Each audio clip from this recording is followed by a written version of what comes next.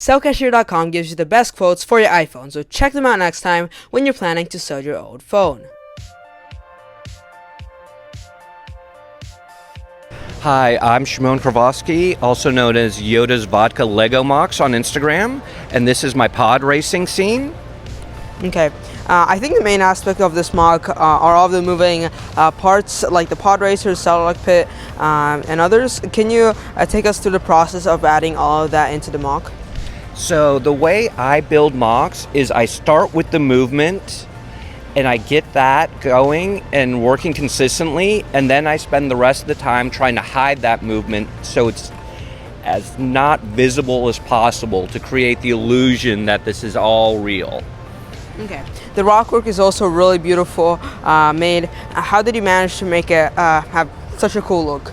So what I do is I build snot walls, and then I proceed to try to use random pieces as much as possible. So wherever you see two pieces next to each other, I try to use different techniques over and over again to create the look of randomness.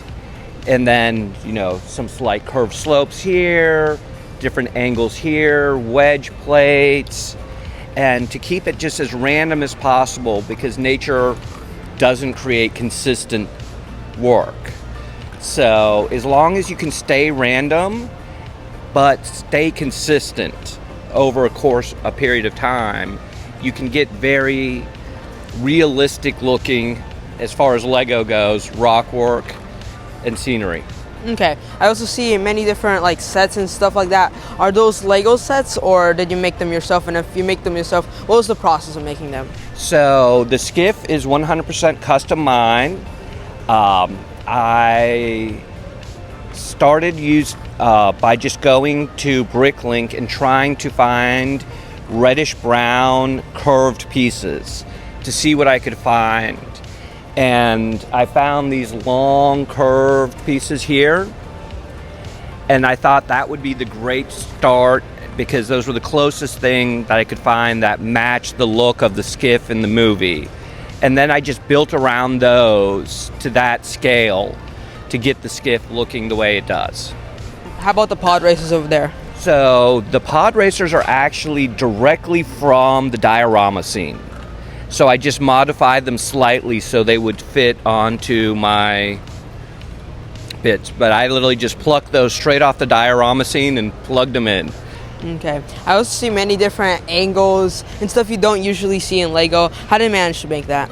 So there are a lot of great websites which describe Lego math. So there are specific triangles and angles that you can use and distances, the sort of isosceles triangle. And in Lego, as long as you look up what those angles are, that will work. You can create really interesting shapes. Okay, thank you very much for your time, and I hope to see you in Brickfair. Thanks. I look forward to seeing you next year.